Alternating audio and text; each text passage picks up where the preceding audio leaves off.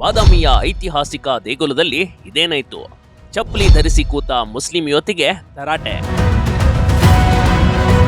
ಚಪ್ಪಲ್ ಹಾಕೊಂಡು ಒಳಗಡೆ ಕೂತಿದ್ದಾಳೆ. ನಾವು ಹೋಗ್ತೀವಪ್ಪ ದರ್ಗಾಗೆ, ನಾವು ಚಪ್ಪಲ್ ಹಾಕೊಂಡು ಹೋಗ್ತೀವ. ನಾವು ಪ್ರೋತ್ಸಾಹ ಕೊಡೋದ್ರಿಂದನೇ ಇಂಥವ್ರು ನಮ್ಮ ಮೇಲೆ ಇರ್ತಾರೆ. ಬಾಗಲಕೋಟೆ ಜಿಲ್ಲೆಯ ಬಾದಾಮಿ ಐತಿಹಾಸಿಕ ಪ್ರವಾಸಿ ತಾಣ. ಇಲ್ಲಿನ ಗುಹಾಂತರ ದೇಗುಲದಲ್ಲಿ ನಿತ್ಯ ಸಾವಿರಾರು ಜನರು ಇಲ್ಲಿಗೆ ಆಗಮಿಸುತ್ತಾರೆ. ಬಾದಾಮಿ ಚಾಲುಕ್ಯರ ಐತಿಹ್ಯ ಇಲ್ಲಿನ ಗುಹಾಂತರ ದೇವಾಲಯದ ಶಿಲ್ಪಕಲೆಗಳಲ್ಲಿ ತುಂಬಿಕೊಂಡಿದೆ. ಆದ್ರೆ ಇಂಥ ದೇವಾಲಯದಲ್ಲಿ ಅಪಚಾರವೊಂದು ನಡೆದು ಹೋಗಿದೆ ನೋಡಿ.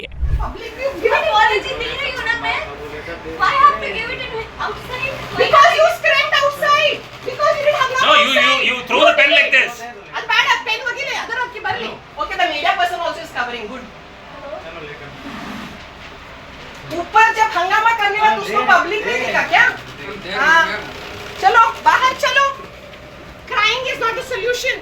ಹೌದು, ಮುಸ್ಲಿಂ ಯುವತಿ ಚಪ್ಪಲಿ ಧರಿಸಿಕೊಂಡು ಗುಹಾಂತರ ದೇವಾಲಯದ ಒಳಗೆ ಕುಳಿತುಕೊಂಡಿದ್ಲು.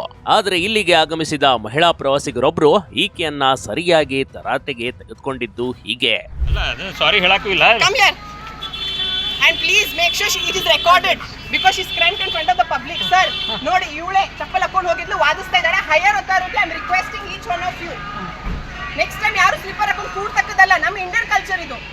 ಯಾವ ರಿಲಿಜನ್ ಬಗ್ಗೆ ನಾನು ಮಾತಾಡ್ತಾ ಇಲ್ಲ, ಕಲ್ಚರ್ ಬಗ್ಗೆ. ಇದು ಹಿಂದೂ ಇದ್ರದ್ದು ಟೆಂಪಲ್ಸ್ ಅಲ್ಲಿ ಚಪ್ಪಲಿ ತೆಗೆದಿಡುವಂತೆ ಮನವಿ ಮಾಡಿದ ಹಿಂದೂ ಮಹಿಳೆ, ಚಪ್ಪಲಿ ಹಾಕಿಕೊಂಡೇ ಕುಳಿತಿದ್ದ ಮುಸ್ಲಿಂ ಮಹಿಳೆ. ಹೀಗೆ ಮೊಂಡುವಾದ ಮಾಡ್ತಿರುವ ಮುಸ್ಲಿಂ ಯುವತಿ ರೋಶ್ನಿ ಮುಸ್ತಾಫಿ ದೇಗುಲದ ಆವರಣದಲ್ಲಿ ಚಪ್ಪಲಿ ಧರಿಸಿ ಕೂತಿದ್ದಾಗ ಹಿಂದೂ ಮಹಿಳೆ ಆಕ್ಷೇಪ ವ್ಯಕ್ತಪಡಿಸಿದ್ದಾರೆ. ನಾವು ದರ್ಗಾಕ್ಕೆ ಚಪ್ಪಲಿ ಹಾಕೊಂಡು ಹೋಗ್ತೀವಾ? ಎಷ್ಟು ಹೇಳಿದ್ರು ಕೇಳ್ತಿಲ್ಲ, ಕೇಳಿದ್ರೆ ಸ್ಟಾಪ್ ಅಂತೀಯ ಅಂತ ತರಾಟೆಗೆ ತೆಗೆದುಕೊಂಡಿದ್ದಾರೆ ನೋಡಿ.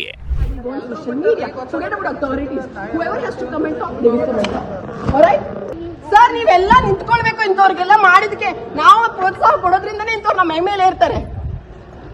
ಹಿಂದುತ್ವ ಯಾವಾಗ ಹೋಗುತ್ತೆ? ಇಂಥವ್ರೆ ಚಪ್ಪಲ್ ಹಾಕೊಂಡು ಒಳಗಡೆ ಕೂತಿದ್ದಾಳೆ. 2 ಸತಿ ಹೇಳಿದ್ದೀನಿ. ಈ ವೇಳೆ ಇಬ್ಬರ ನಡುವೆ ತೀವ್ರ ವಾಗ್ವಾದ ನಡೆದಿದೆ. ಮುಸ್ಲಿಂ ಮಹಿಳೆ ಇಲ್ಲಿನ ಸಿಬ್ಬಂದಿ ಅಂತ ಹೇಳ್ಕೊಂಡಿದ್ಲು. ಆದ್ರೆ ಸಿಬ್ಬಂದಿ ಆದ್ರೇನು, ಎಲ್ಲಾದ್ರೂ ದೇವಾಲಯದೊಳಗೆ ಚಪ್ಪಲಿ ಹಾಕೊಂಡು ಕೂರುವಂತೆ ಹೇಳಲಾಗಿದೆಯಾ ಅಂತ ಹಿಂದೂ ಮಹಿಳೆ ಪ್ರಶ್ನೆ ಮಾಡಿದ್ದಾರೆ.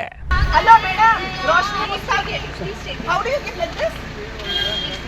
How do you give it? Please. I'll open and read it once. Read it. Read what you've written. Sir, इतनी बात नहीं हुई थी sir. बड़े कोटा रे sir. ಕ್ಷಮಾಪಣಾ ಪತ್ರ ಕೊಡುವಂತೆ ಒತ್ತಾಯ. ರೋಶ್ನಿ ಮುಸ್ತಾಫಿಯ ಧಿಮಾಕಿನ ವರ್ತನೆ. ಹಿಂದೂ ಮಹಿಳೆ ಕ್ಷಮಾಪಣಾ ಪತ್ರ ನೀಡುವಂತೆ ಒತ್ತಾಯ ಮಾಡ್ತಿದ್ರೆ ರೋಶ್ನಿ ಮಾತ್ರ ಯಾರಿಗೋ ಕಾಲ್ ಮಾಡಿ ಅಳೋಕೆ ಶುರು ಮಾಡಿದ್ಲು ನೋಡಿ. ಆದ್ರೂ ಬಿಟ್ಟು ಬಿಡದೆ ಹಿಂದೂ ಮಹಿಳೆ ಅವರ ಕಚೇರಿಗೆ ಹೋಗಿ ಅಲ್ಲಿಯೂ ತರಾಟೆಗೆ ತೆಗೆದುಕೊಂಡ್ರು.